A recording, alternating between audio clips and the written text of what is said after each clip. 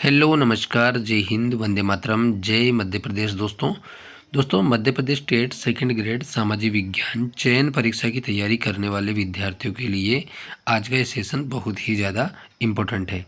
और आज के इस सेशन में हम भारतीय संविधान के टॉप मोस्ट प्रश्न जो कि पिछली परीक्षाओं में आए हुए हैं उन प्रश्नों को हम सॉल्व करेंगे। तो आइए, पहला प्रश्न है, जब भारतीय न्यायिक पद्धति में लोकहित मुकदमा यानी कि PIL लाया गया तब भारत के मुख्य न्यायाधीश कौन थे?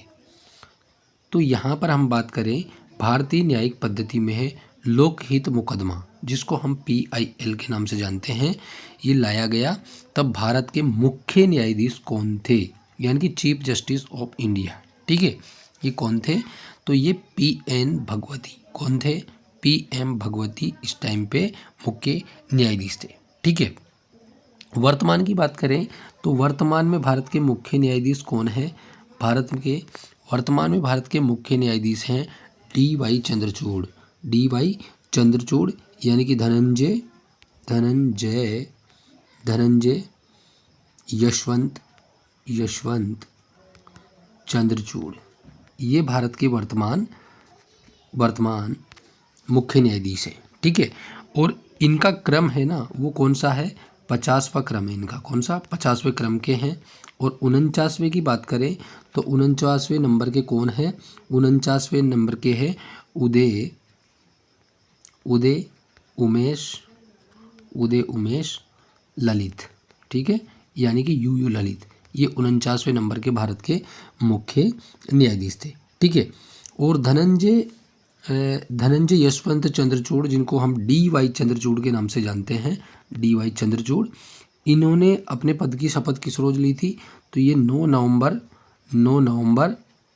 2022 को इन्होंने शपथ ली थी। ठीक है, नेक्स्ट प्रश्न देखिए आप, भारत के संविधान में 9वीं 10वीं 11वीं और 12वीं अनुसूचियां किस प्रकार जोड़ी गई? देखो, भारतीय संविधान में 9वीं 10वीं 11वीं 12वीं अनुसूचियां किस प्रकार जोड़ी गई? तो दोस्तों, ये जो 9वीं है, 10वीं है, 11वीं है, 12वीं है, ये सभी अनुसूचियां हैं वो संविधान संशोधनों के माध्यम से यानी कि संविधान संशोधन अधिनियमों के माध्यम से जोड़ी गई हैं। और कौन कौन से? देखो, 9वीं अनुसूची की बात करें तो ये भूमि सुधार से संबंधित है। किससे? भूमि सुधार से संबंधित है। 10वीं की बात करें तो 10वीं दल बदल से संबंधित है। किससे? दल बदल से संबंधित है। और हम बात करें 11वीं अनुसूची तो ये पंचायती राज से संबंधित है। किससे? पंचायती राज से संबंधित। और 12वीं अनुसूची की बात करें तो ये नगरीय निकाय से संबंधित है, 5वीं अनुसूची। ठीक है, तो इस प्रकार से ये पांचों अनुसूचियां हैं। और 9वीं अनुसूची की बात करें तो जो कि भूमि सुधार से संबंधित है, ये फर्स्ट संविधान संशोधन 1951 के द्वारा जोड़ी गई थी। ठीक है, 9वीं अनुसूची फर्स्ट संविधान संशोधन 1951 के द्वारा जोड़ी गई थी। और दल बदल संबंधित जो अनुसूची है 10वें नंबर की, ठीक है, ये 10वीं अनुसूची 52वें संविधान संशोधन, कौन सा?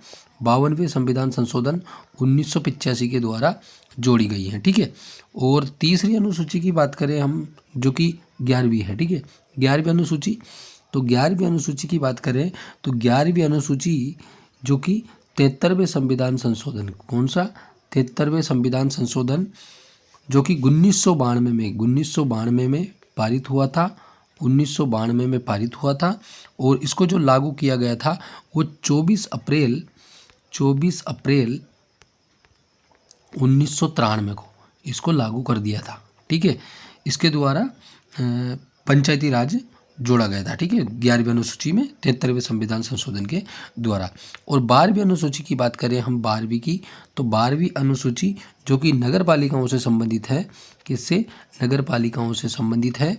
और इस अनुसूची की बात करें हम तो इस अनुसूची में 74वें संविधान संशोधन द्वारा जोड़ी गई थी। ये कौन से? 74वें संविधान संशोधन के द्वारा जोड़ी गई थी। और इसमें 1 जून 1993 को, ठीक है, 74वां संविधान संशोधन 1 जून 1993 को लागू हो गया था। ठीक है, नेक्स्ट प्रश्न देखिए आप, भारत के उपराष्ट्रपति को पदच्युत करने का संकल्प कहाँ प्रस्तावित किया जा सकता है? तो भारत के उपराष्ट्रपति को यानी कि पदच्युत का मतलब होता है पद से हटाना। पद से हटाने का संकल्प कहाँ प्रस्तावित किया जा सकता है? तो केवल राज्यसभा में। ठीक है, क्योंकि यहाँ पर उपराष्ट्रपति की बात चल रही है और उपराष्ट्रपति राज्यसभा का पदेन सभापति होगा, ये अनुच्छेद 64 में कहा गया है। ठीक है, भारत का एक राष्ट्रपति होगा, ये 63, उपराष्ट्रपति होगा, ये 63 में है, और उपराष्ट्रपति राज्यसभा का पदेन सभापति होगा, ये 64 के अंदर कहा गया है। ठीक है, और उपराष्ट्रपति होता है और राज्यसभा का सभापति भी होता है, राज्यसभा का सभापति भी होता है। ठीक है, सभापति। ठीक है, और राज्यसभा का सभापति है तो राज्यसभा का सभापति है तो केवल राज्यसभा में ही इसके लिए प्रस्ताव लाया जाएगा, लोकसभा में नहीं लाया जाएगा। ठीक है, आगे देखिए आप, किस संविधान संशोधन अधिनियम द्वारा संविधान में नवी अनुसूची परिवर्तित हुई? ठीक है, तो यहाँ पर बात करें हम तो किस संविधान संशोधन अधिनियम द्वारा संविधान में नवी अनुसूची परिवर्तित हुई, यानी कि नवी अनुसूची जोड़ी गई। तो ये नवी अनुसूची है वो प्रथम संविधान संशोधन 1951 के अधिनियम के द्वारा जोड़ी गई है नवी अनुसूची, जो कि भूमि सुधार से संबंधित है। ठीक है, आगे देखिए आप, संघ का यह कर्तव्य होगा कि वह बाह्य आक्रमण तथा आंतरिक अशांति से प्रत्येक राज्य की रक्षा करे। ऐसा प्रावधान भारतीय संविधान के किस अनुच्छेद में है? तो ये 355 में। कौन से अनुच्छेद में? 355 में यह उल्लेख है। ठीक है, कि संघ का यह कर्तव्य होगा कि वह बाह्य आक्रमण और आंतरिक अशांति से प्रत्येक राज्य की रक्षा करे। ऐसा प्रावधान भारतीय संविधान के अनुच्छेद 355 में लिखा गया है। ठीक है, आगे देखिए आप, भारतीय संविधान की किस अनुसूची में राज्यों के नाम तथा उनके राज्य क्षेत्रों का ब्यौरा दिया गया है? तो भारतीय संविधान की जो प्रथम अनुसूची उसमें राज्यों का नाम और उनके राज्य क्षेत्रों का ब्यौरा दिया गया है। ठीक है, आगे देखिए आप, राजनीति के निर्देशक सिद्धांतों से राज्य के नीति निर्देशक सिद्धांतों से कौन सा अनुच्छेद अंतर्राष्ट्रीय शांति और सुरक्षा के संवर्धन से संबंधित है? तो अनुच्छेद 51 है ना, वो क्या कहता है? अंतर्राष्ट्रीय शांति और सुरक्षा के संवर्धन से संबंधित है अनुच्छेद 51, जो कि राज्य के, यहाँ राजनीति के ना, ठीक है, इसको राज्य के नीति निर्देशक सिद्धांत समझिए आप। ठीक है, राज्य के नीति निर्देशक सिद्धांत जो कि कहाँ से हैं? अनुच्छेद 36 से लेकर अनुच्छेद 51 कहते हैं। ठीक है, ये ध्यान रखिए आप। आगे देखिए आप, देश में मजबूत एवं जीवंत पंचायती राज संस्थाओं की बुनियाद रखना किस संविधान संशोधन अधिनियम से संबंधित है? तो ये 73वें संविधान संशोधन 1992 से संबंधित है, जो कि 73वां संविधान संशोधन पंचायत राज से संबंधित है। ठीक है, और इसमें हम बात करें तो 29 विषय शामिल है। पंचायत राज में कितने? 29 विषय शामिल हैं, और ये 24 अप्रैल 1993 को संपूर्ण देश में लागू हो गया था। ठीक है, ये भी ध्यान रखिए आप।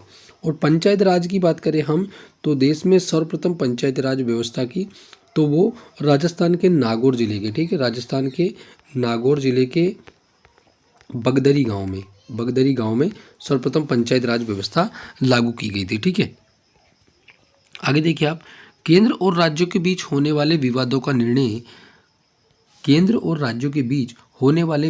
निर्णय करने की भारत के उच्चतम न्यायालय की शक्ति आती है।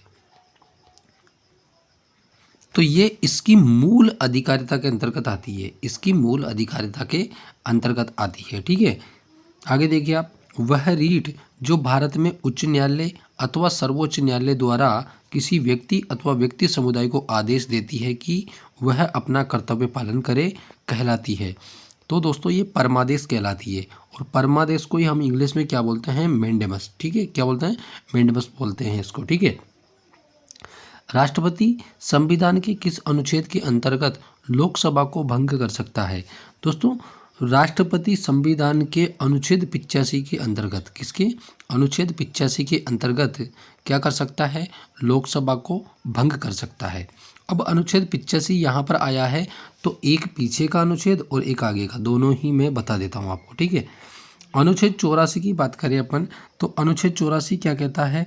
अनुच्छेद 84 संसद की सदस्यता के लिए योग्यताएं निर्धारित करता है। यानी कि संसद का कोई सदस्य है तो उसकी योग्यताएं क्या रहेगी, उसको निर्धारित करता है 84, ठीक है। और 86 की बात करें हम, तो 86 क्या करता है? 86 राष्ट्रपति के संबोधन व आदेश से संबंधित है। यानी कि राष्ट्रपति संसद में, ठीक है, संसद में, और संसद में भी हम बात करें तो दोनों पार्ट, लोकसभा या राज्यसभा, इसके अंदर संबोधन करेगा, इसके अंदर संबोधन करेगा या आदेश भेजेगा, तो ये 86 के अंदर है, ठीक है। नेक्स्ट क्वेश्चन देखिए आप। सर्वोच्च न्यायालय के न्यायाधीश की नियुक्ति के पूर्व सर्वोच्च न्यायालय के न्यायाधीशों की नियुक्ति के पूर्व मुख्य न्यायाधीश से विचार करना राष्ट्रपति के लिए क्या है? तो ये बाध्यकारी है, ठीक है। यानी कि सर्वोच्च न्यायालय को हम बोलेंगे सुप्रीम कोर्ट, ठीक है। सुप्रीम कोर्ट के न्यायाधीशों की नियुक्ति करनी है तो पूर्व मुख्य न्यायाधीश से विचार करना राष्ट्रपति के लिए क्या होगा? बाध्यकारी होगा। यानी कि पूर्व के जो मुख्य न्यायाधीश हैं उनसे वो विचार विमर्श करेगा, ठीक है। भारतीय संविधान में प्रदत्त मूल अधिकारों को निलंबित करने वाली सत्ता कौन है? तो भारतीय संविधान में जो मूल अधिकार हैं उनको निलंबित करने वाली सत्ता कौन सी है? वो दोस्तों राष्ट्रपति है। क्या है? राष्ट्रपति है, ठीक है। और हम बात करें मूल अधिकारों की, तो मूल अधिकार अनुच्छेद 12 से लेकर 36 तक मूल अधिकारों का वर्णन है, ठीक है। और मूल अधिकार कौन कौन से हैं? समानता का अधिकार, स्वतंत्रता का अधिकार, धार्मिक स्वतंत्रता का अधिकार, शिक्षा का अधिकार, शिक्षा एवं संस्कृति का अधिकार, ठीक है ना। इस तरह के मूल अधिकार हैं, ठीक है। आगे देखिए आप, और एक और बात सुन लीजिए इसमें कि मूल अधिकार हैं, ठीक है, इनको निलंबन की बात चल रही है, ठीक है, किसकी? निलंबन करने की, ठीक है।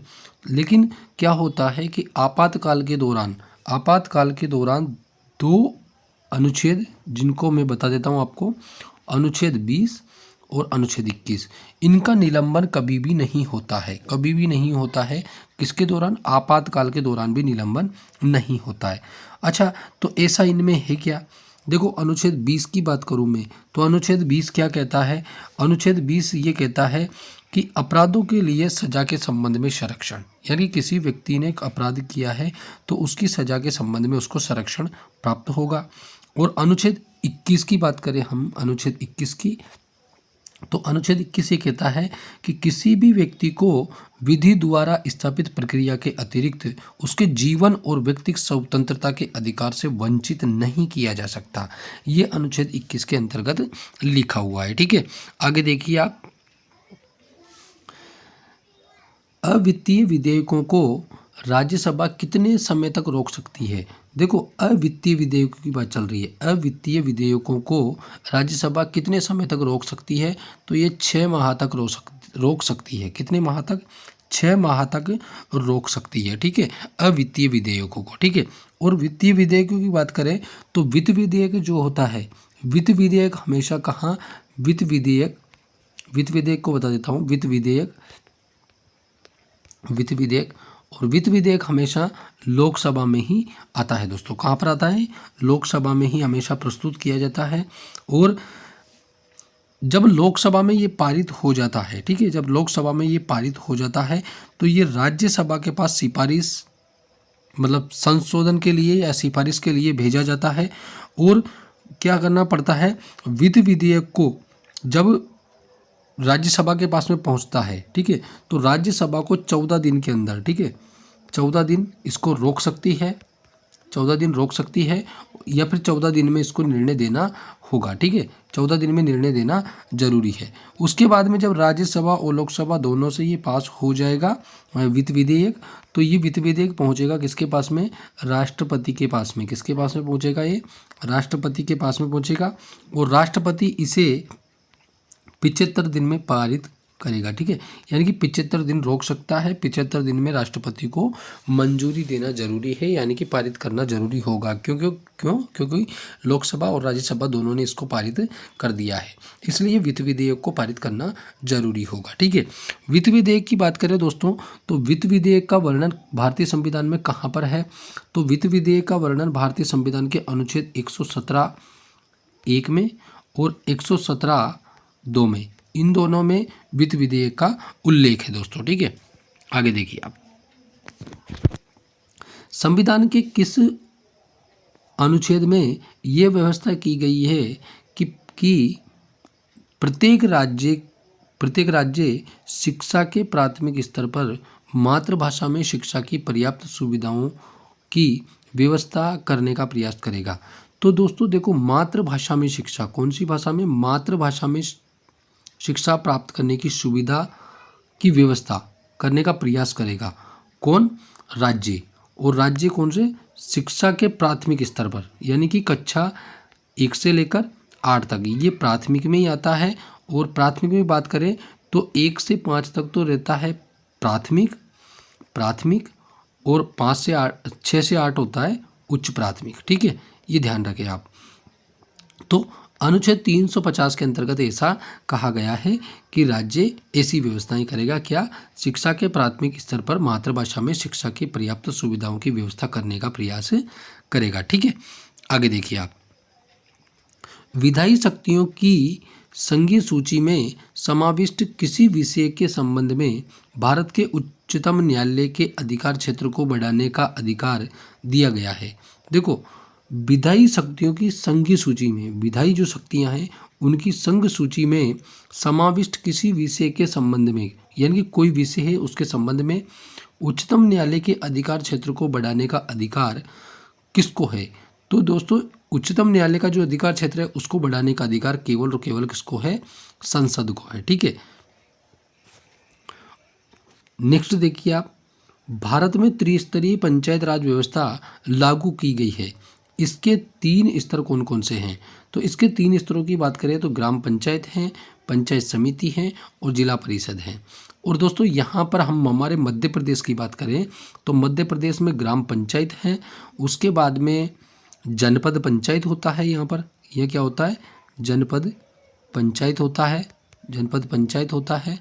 ठीक है, और उसके बाद में इस जिला परिषद की जगह जिला पंचायत होती है। क्या होती है? जिला पंचायत। ठीक है, ये मध्य प्रदेश का ढांचा है। ठीक है, पंचायत राज का। आगे देखिए आप,